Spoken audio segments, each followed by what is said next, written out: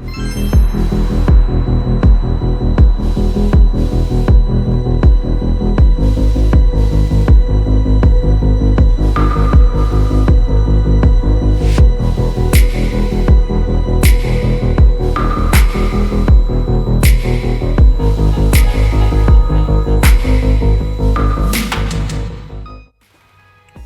quick, man, it's probably one of the first times I'm going to do this.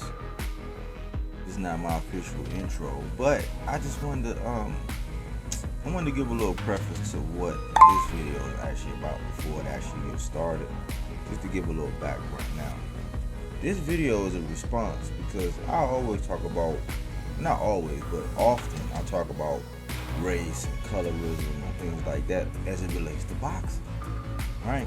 And I talk about how us as a community, how I'm gonna get into that. I'm gonna get into that later. This is the part I want you to realize. Just so you know my sense of humor and to preface this. I was watching the Tank and the Garcia fight, the pre-fight build-up, right? When they did their, I think this was like the first face-off, right? This was the lead-up. So I'm looking, you know how many people was in that feed. So we watching online and the feed is just running. So comments is coming. And this is coming from a person that used to be in the military. This guy used to be in the military too. So, you know, we used to dealing with all different types of people. We used to having to work, do missions together, do all kind of stuff, you know what I'm saying? So the kind of sense of humor I see sometimes and things is kind of funny. But in the news feed, I seen where somebody said that Ryan Garcia fans washed their cars, right? And then a couple things down, I seen where some Ryan Garcia fans said that all the Tank fans have EBT. And for me, that's the kind of sense of humor I have. I was laughing, I was taking it lightly and lighthearted, you know what I'm saying? But I do take an issue where somebody tries to make something very, very serious in the sport of boxing. Or just in politics and life, when somebody try to take something very, very serious, but they're very hypocritical. I just want you to keep that in mind. That's the kind of sense of humor I have. That's how I look at it when I talk boxing, because contrary to popular belief, I don't really think that politics is one of those things that should be shoved into the sport of boxing. Hope you enjoyed the video.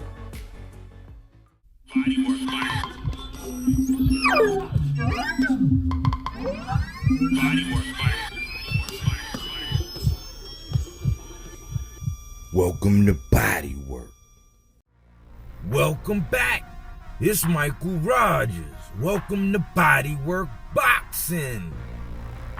Man, I'm not sure what's going on with the YouTube boxing community, man, but one of the pivotal members in the LDBC, who I really call the HDBC, the Hippos Den boxing community. They're supposed to be lions, but they so hypocritical, man. I just seen the most, man, I guess, polarizing video of the year when BFTB, Mr. Best Fight the Best, came out and does a video on race. And I'm like, man, this is what I be saying as far as they like quarterbacks, man. I remember, like, let's just take a Jake Delhomme. Yeah, Jake Delhomme, when he used to play for the Carolina Panthers, man. They said one thing about him, man, was, and Brett Favre, we can go back to Brett Favre too. One thing about them two quarterbacks is they had a memory. You know how they say quarterbacks got to have a short memory? Because you can go out and throw 3 touchdowns and then go out and throw 3 interceptions, but they had a short-term memory because in the beginning, like in the beginning of the game, in the first quarter, they might throw 2 interceptions. They say, hey, man, snap out of it. You got to have a short memory, meaning that the next time you go back out on the field, you got to forget that you just threw an interception the last 2 possessions. And that's what allowed them guys to go ahead and be gunslingers and going to throw 3 or 4 touchdowns after having thrown 3 or 4 interceptions. Well, these guys in the LDBC must have short-term memory. They must have been good quarterbacks back in the day. Because a couple months ago, I came out and I was outraged. I was like, man, like, how do we wind up doing this? Like, why? Don't we know that the whole world is looking at us? Don't we know that other cultures in the community are looking at us? Don't they know that our own culture is actually looking at us? There is no leadership. It's the wild, wild west. a couple months ago, BFTB himself was just shitting all over Shakur Stevenson for donning a Puerto Rican fan. They wanted to disown that man. It's on record. Go back and look at the video. And I came out and did a video standing up for Shakur, saying, so what? He wanted to honor his father's side being Puerto Rican or part Puerto Rican. That don't mean he's not black. Shakur didn't come back and I also asked in that same video, I said, well, what flag are black people supposed to don? So here, fast forward to today, because I saw the segment last night, you know what I'm saying? And I'm like, you know, I was going to check it out after the fact. I saw the segment last night when he was doing it live, but I didn't go into the video. I just waited till the morning, you know what I'm saying? I tend to do that, you know, watch a couple shows, see what's going on, trying to get the pulse of boxing and seeing what's going on. But, man, I had to comment on it, and I say, man, you got some audacity. Because in my mindset, that's some old, I can beat you, but better not, nobody else better not lay a hand on you type stuff. Like, this is the type of stuff that some people that are in abusive relationships, and I believe that when it comes to boxing, the LDBC is really like the lead in an abusive relationship. You know what I'm saying? Meaning that it's okay when they beat up or say things that aren't right to other black fighters, but nobody else can't do it. And so they said that their inception, which the leader said, 78 and Black Fight Fan, they was basically saying that the LDBC was started because there was no place online where black people could go and talk boxing comfortably without getting monkey emojis or banana emojis or somebody calling them monkeys or, you know, all of that. And it was not a comfortable place for them to go and talk boxing. So we fast forward. I stopped watching a lot of their channels. I go back and watch, depending on the topic, you know what I'm saying, I'll go back and watch a couple of the channels, but a lot of them, after a while, after you watch them, you'll start to see what it's really about. And it really boils down to capitalism. And it's one of them things to where they'll change goalposts, you know, and I always said, it's like church. Because every day, they have a boxer or a favorite that they see as godlike or idol, a la Devin Haney or Deontay Wilder or whoever it is for that day that they want to idol worship. Sometimes it's Jake Paul, sometimes it's Lomachenko, which I don't really understand how that works, but they do it, right? David Benavidez as of late, that's who it's been, right? But then they also have a devil, and that devil, for the most part, that devil is Bud, Tank, you know, anybody opposite of Wilder like AJ or Fury. You know, they do this, so it's polarizing to where you give in your super chats, which are donations, and they'll cook the shit out of whoever they want to pin the tail, the donkey that they want to pin the tail on. And most of the time it's Tank.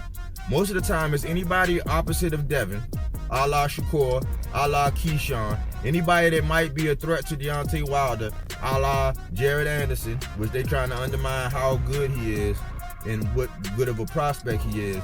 Anybody opposite of Spence, which, you know, I'm also a Spence fan, but they go overboard on the shitting on Bud, you know, making all this content about just shitting on Bud every day, shitting on Tank every day, shitting on anybody opposite of Devin Haney every day, only to turn around and try to check other cultures on how they need to talk about us and to us. Newsflash, they follow y'all lead.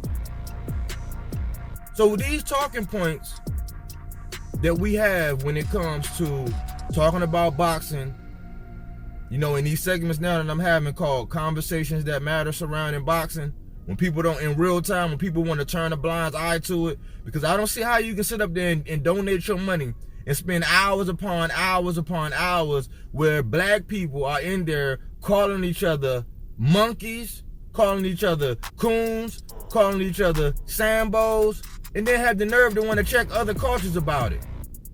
So I told the man in the comment section, I said, look, you cannot shit on other black people 320 days out of the year, and because you decide you want to praise them for 45 days, that now you have a right to act like you're not part of the problem.